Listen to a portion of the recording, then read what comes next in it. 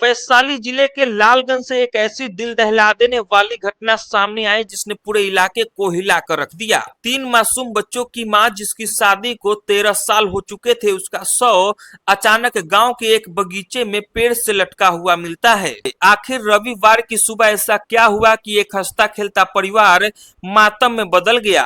क्या यह सच में आत्महत्या है या इसके पीछे छुपा है दहेज, घरेलू प्रताड़ना और ससुराल वालों का कोई बड़ा राज? पुलिस और एफएसएल की टीम इस पूरे मामले की जांच में जुटी हुई है और जो बात अब सामने आ रही है वो किसी को भी झकझोर सकती है। तो वीडियो को आखिरी तक जरूर देखिए क्योंकि इस कहानी का हर मोड़ आपको सोचने पर मजबूर कर देगा। दोस्तों, यह पूरा मामला बिहार के वैशाली जिले के लालगंज अनुमंडल के अंतर्गत आने वाला करताहा थाना क्षेत्र के वार्ड नंबर 10 का बताया जा रहा है। मृतिका का नाम पिंकी देवी, लेकिन इस पूरी घटना में सबसे उनके पति का नाम पप्पू भगत बताया जा रहा है। जानकारी के मुताबिक दोनों की शादी साल 2013 में हुई थी, यानी लगभग 13 साल पहले। लेकिन अब वही रिश्ता एक दर्दनाक मौत और कई सवालों के बीच खरा नजर आ रहा है। बताया जा रहा है कि रविवार की सुबह गांव में अचानक उस वक्त हड़कंप मच गया जब लोगों को खबर मिली कि गांव के एक बगीचे में एक महिला का शव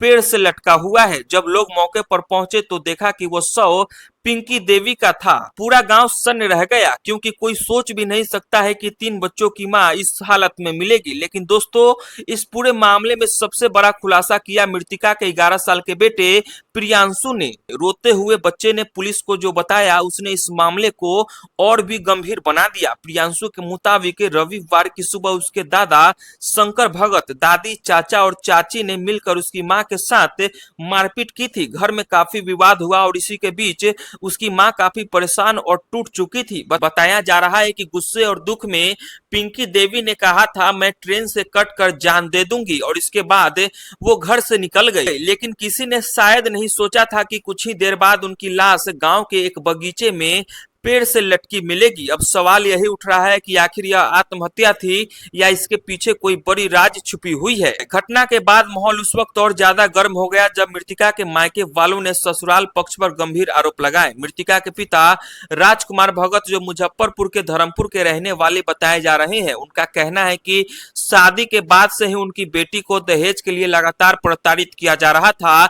कम दहेज लाने को लेकर उसे मानसिक और शारीरिक रूप से परेशान किया जा रहा था और अब उनकी बेटी की मौत हो गई है। सबसे चौंकाने वाली बात यह बताई जा रही है कि जैसे ही मौत की खबर फैली, ससुराल वाले घर छोड़कर फरार हो गए। यही वजह है कि अब पुलिस इस मामले को बेहद गंभीरता से देख रही है। मामला की सूचना मिलते ही सदर एसडीपीओ 2 गोपाल मंडल और करताहा थाना अध्यक्ष कुणाल कुमार आजाद मौके पर पहुंचे। पुलिस ने तुरंत जांच शुरू की और इसी बीच इस केस में सबसे बड़ा मोड़ तब आया जब मुजफ्फरपुर से एफएसएल यानी फोरेंसिक साइंस लेबोरेटरी के स्पेशल टीम को बुलाया गया। एफएसएल की टीम घटनास्थल से कई वैज्ञानिक सबूत जुटाए हैं।